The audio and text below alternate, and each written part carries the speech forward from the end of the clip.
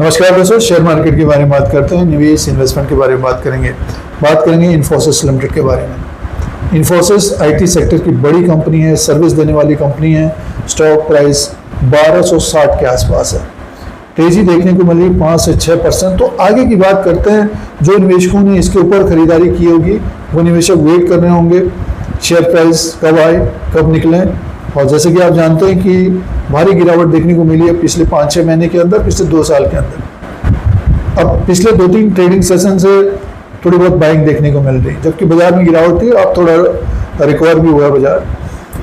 तो IT sector की बड़ी कंपनी है, सर्विस देने वाली कंपनी है। गिरावट का जो कारण है, जो नए निवेशक इस वीडियो को देख रहे हैं, तो एआई की जो खबर आई थी उसकी वजह से इसमें बड़ी गिरावट देखने को मिली थी और प्लस ग्रोथ का भी कंसर्न था।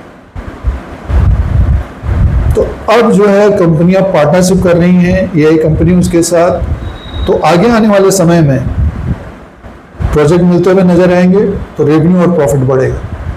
और दूसरी बात यह है कि डॉलर भी देखिए 85 से बढ़कर 95 तक पहुंच गया, 80 के आसपास था, 95 तक पहुंच गया। तो इनका रेवेन्यू डॉलर में होता है, तो रेवेन्यू तो बढ़ेगा, प्रोजेक्ट मिलेगा तो और अच्छा रहेगा।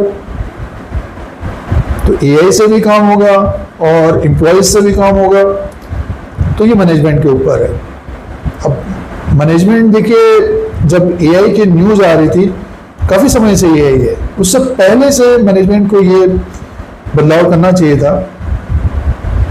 देर सवेर अब मैनेजमेंट पार्टनरशिप कर रही है, जो भी बड़ी कंपनियां हैं, टीसीएस है, इन्फोसिस है और कंपनियां हैं, तो एआई के द्वारा भी काम होगा। और जो एम्प्लॉयज़ हैं, एम्प्लॉयज़ तो एसेट होते हैं, आईटी कंपनी के प्रोजेक्ट मिलते हैं तो एम्प्लॉयज़ को हायर किया जाता है और प्रोजेक्ट को कंप्लीट किया जाता है, कोडिंग होती है। तो हमेशा बदलाव देखने को मिलता है आईटी सेक्टर में, बट 2 साल से बड़ी गिरावट रही है आईटी सेक्टर के शेयरों में। बीच बीच में तेजी आती थी, बट सस्टेन नहीं हो पा रही थी। अभी देखिए, ये स्टॉक जनवरी में 1600 में था, तब बात चल रही थी 1700, 1800, 1900 जाएगा, गिर कर आ गया 1090 में। बहुत सारे निवेशक इसमें फंसे हुए हैं, ट्रैप हुए हैं। तो अब आगे जो नतीजे आएंगे वो महत्वपूर्ण होंगे। और वैल्यूएशन के हिसाब से देखते हैं तो वैल्यू है, और 5 साल में माइनस रिटर्न दिया है। देखिए, कंपनी का रेवेन्यू बढ़ा है पिछले 5 साल में, इसका जो पी है 17 का है, की तरफ 1320 और 1370 के ऊपर क्लोजिंग देता है आगे आने वाले समय में, इनमें 1-2 महीने के अंदर। तो स्टॉक हमें 1400 प्लस होता हुआ दिखाई दे सकता है और 1600 तक भी जाएगा, समय लगाएगा। और बीच बीच में प्रॉफिट बुकिंग भी आएगी, ऐसा नहीं कि प्रॉफिट बुकिंग नहीं आएगी। तो ऊपर जो फंस गए हैं उनको होल्ड करना चाहिए। जो निवेशक अभी खरीदारी कर रहे हैं, रैली बनती है 5 से 10% अगर आपको मिलता है तो अपने अनुसार देखें क्या करना है, और एवरेज कर रहे हैं तो अपने पोर्टफोलियो के अनुसार, अपने रिस्क के अनुसार देखें, क्योंकि एक ही सेक्टर में, एक ही कंपनी में सारा पैसा नहीं लगाना चाहिए। कभी भी कोई भी न्यूज आएगी तो इनमें प्रॉफिट बुकिंग भी बड़ी आ सकती है। और कंपनी ने डिविडेंड भी दिया है 25 रुपीज़ पर इक्विटी शेयर के हिसाब से।